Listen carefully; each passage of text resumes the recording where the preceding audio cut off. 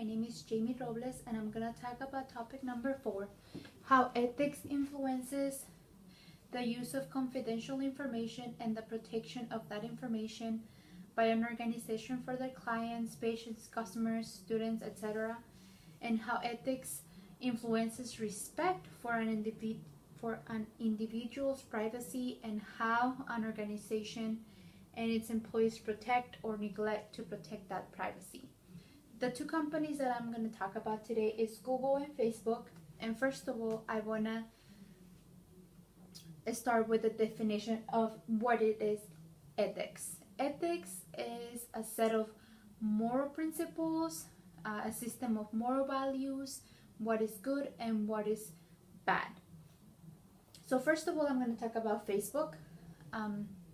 In 2013, Facebook allowed Alexander Kogan, a researcher affiliated with England's Cambridge University, and his company to launch an app on the Facebook platform called This Is Your Digital Life.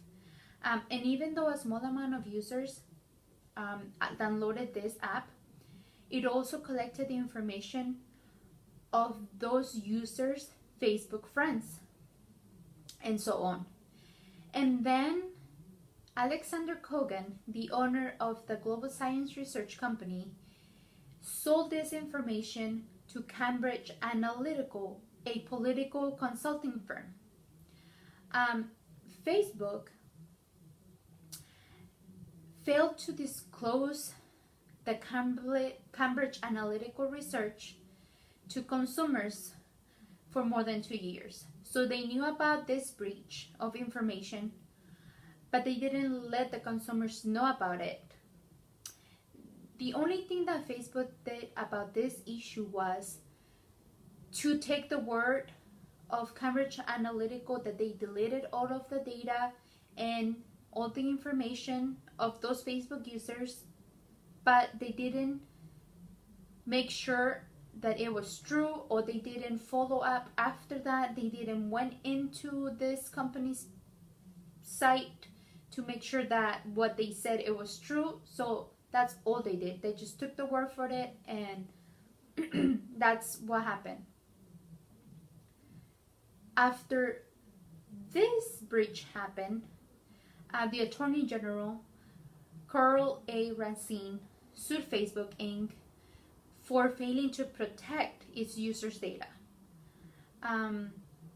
Facebook has given access to people's data that benefited more than 150 companies, and just to name a few of them, like Microsoft, Amazon, Spotify, Netflix, Yahoo. And I also, during my research, Netflix and Spotify had the ability to read users' private messages, which came to a shock to me that Facebook gave these two companies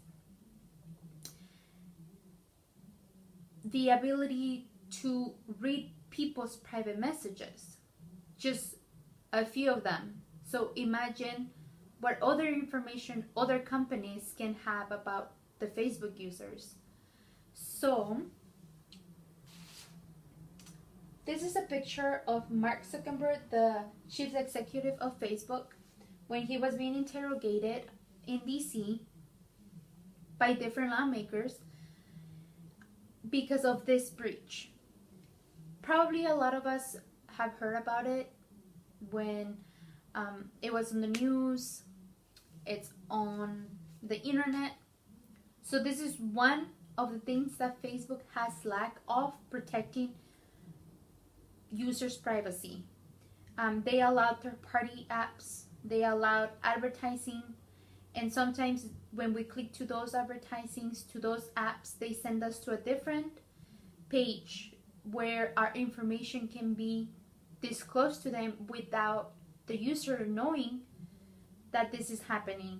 So we need to be more careful about things that we look up on our news feed, what we click on.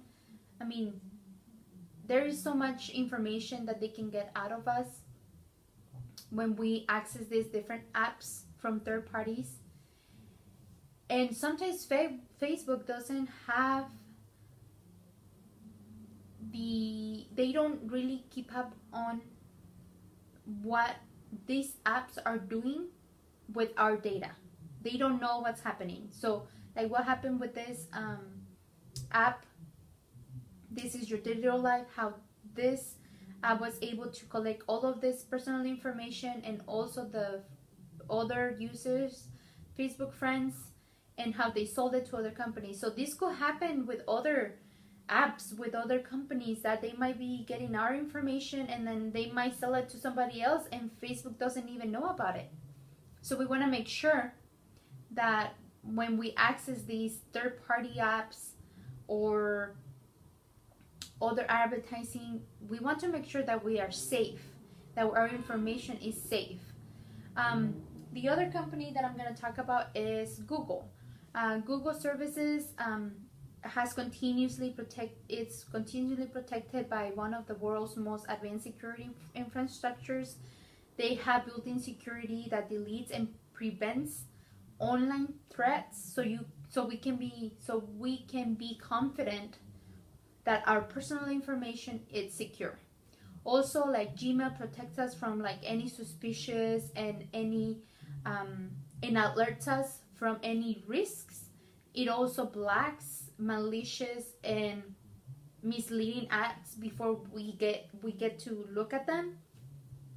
And then Google doesn't give any direct access of data to the government. It also protects your privacy and security, and also gives you tips to help you stay more secure online. For example, some of the tips that Google gives is to make unique passwords for every account, the two-step verification, which if you guys probably have noticed, if you have this two-step verification, if you log in on your Gmail account in a different computer, it sends you a code to your cell phone or to your email, and then you have to type that code into this new device that you're accessing your account from to be able to log in. So it's a really safe step to protect your account and your information, because if you don't have that code, you won't be able to sign up on this other computer phone that you're trying to access it from. So that's a good way to protect our information. Also, Netflix and Spotify, it's something that I didn't know about. But I want to share a few tips with you guys to protect yourselves and your information that you share online. Some tips that you can use to protect your privacy can be: use a strong passwords. Use different passwords for different accounts that you have. Try to minimize your personal information on your social media. Try to disable the location from your apps like Facebook, Instagram, sometimes Google Maps too. Like you can enable them and disable them, when you need them, and then when you don't. You can also be aware of what you post on social media. You have to protect yourself if the companies or the apps that we are using, it's not protecting us. We need to find a way to protect ourselves. And so those are great tips that we can take to be able to protect ourselves. And also in your applications, you can go to settings and look at the privacy and security they have, and then use those in your benefit to be able to protect your information. And also try not to access third-party apps from Facebook, because you don't know if they're safe or not, or what kind of information they're taking from you. And I also did some research, and I found out about when they also collect information such as credit cards or debit card numbers, and other card information like billing, shipping, and details of what you purchase. So if you want to make a donation, or if you make, like, they have the offer market on Facebook that you also have. Like, if you use any of this information there, you have to be aware that that information might not be secure. So you want to, when you do purchases online, when you do payments, you want to make sure that the website, the app that you're accessing, it's safe. So your information is safe, and you want to be able to keep your information safe. So I also have my bibliography at the end of this PowerPoint to show you guys some of the sources I used. Some of them were like the Facebook privacy policy that they have. Some of them was also like the Google policies, privacy and terms they have, to know more about what they protect, what is not protected. I also use some articles from CNBC and New York Times. So I hope that this information helps you out to keep your information safe, to be aware and conscious about what to share and what not to share on social media, online. And thank you for watching.